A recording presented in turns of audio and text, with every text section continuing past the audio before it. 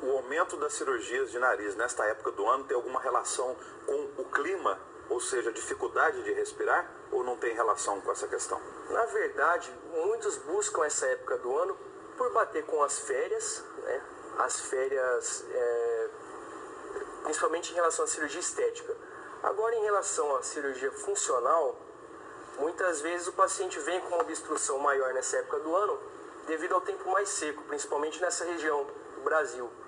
Tem uma umidade rebaixada, aumenta o quadro de reatividade nasal e a gente acaba tendo mais sintomas. Quais são os principais exames que vocês médicos fazem para saber se a pessoa precisa mesmo passar por uma rinoplastia ou não?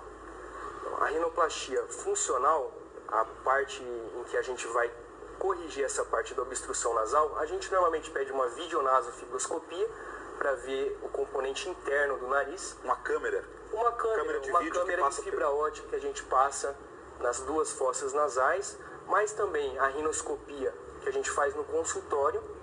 E em alguns casos em que a gente suspeita de alguma deformidade óssea, a gente pode pedir uma tomografia também, além dos exames pré-operatórios padrões, exames de sangue, raio-x de tórax, eletrocardiograma, sempre passando por uma avaliação do cardiologista, para o risco cirúrgico, né, o risco pré-anestésico. A gente sabe que as cirurgias evoluíram muito, principalmente na região do abdômen. Hoje trabalha muito com aquela questão dos furinhos, evita-se cortes. No caso do nariz também houve uma evolução. Como que é feita essa cirurgia justamente no nariz, que é no rosto da pessoa, e para evitar, vamos dizer, sequelas futuras em termos estéticos? A gente tem também a cirurgia endoscópica nasal, para corrigir as conchas nasais, diminuir o tamanho da carne esponjosa, ou cirurgia para sinusite, por exemplo, que é a sinusectomia. A gente utiliza câmeras também na própria rinoplastia. Antigamente fazia-se muito cirurgia aberta, tá? Ainda fazemos, depende da indicação, mas tem a possibilidade de fazer cirurgia sem acesso externo, sem o corte, tá? E isso aí é um avanço, sim, também na parte de otorrino. Tem uma idade para se começar a fazer essas cirurgias no nariz? Por exemplo, crianças, a partir de qual idade? Então, em relação à idade do paciente, a gente tem que avaliar principalmente os sintomas em relação à parte funcional. Dependendo do sintoma, a gente pode operar crianças. Agora, em relação à parte estética, a pessoa tem que estar com a formação óssea estabelecida. Então, não dá para operar paciente com uma queixa estética mínima, sendo que ela não tem essa formação óssea, não é uma pessoa madura em relação à parte óssea.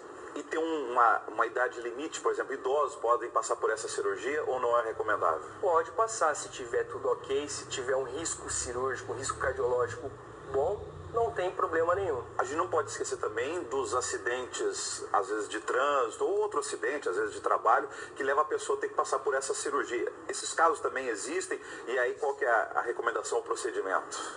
Muitos casos que vêm nos procurar são devido a trauma de face. Tem acidente de carro, enfim, acidente no jogo de futebol, chega com o nariz desviado. O procedimento é basicamente o mesmo, não tem muita diferença em relação a uma cirurgia plástica de nariz que vem desde a infância, né? Um caso que é congênito, um caso de trauma de face. Não tem muita diferença no procedimento. O senhor falou agora há pouco que as pessoas aproveitam as férias para fazer essa cirurgia, a rinoplastia. Qual é o tempo do procedimento? Quanto tempo se faz esse procedimento? E o pós-operatório, a recuperação para a pessoa voltar a trabalhar ou a estudar? Certo. A cirurgia varia muito do tipo de deformidade que o paciente tem no nariz.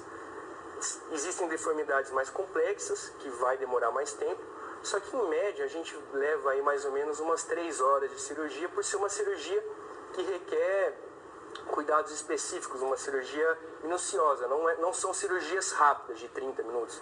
Então, em média, umas 3 horas ainda. Agora, em relação ao pós-operatório, o paciente vai ficar aí uma semana em casa, normalmente, com curativinho. Antigamente se usava muito tampão nasal, não se usa mais tampão nasal, a gente usa um splint nasal. E gesso também, que se usava antigamente, também não se usa mais. A gente usa um aquaplast, que é um plastiquinho que fica no dorso nasal, e a gente tira em uma semana também. A exemplo daqueles dilatadores nasais que os atletas usam muito. Parecido com aquilo. Exatamente. Muito obrigado pela sua presença ao vivo. Até uma próxima entrevista. Obrigado. Estamos à disposição.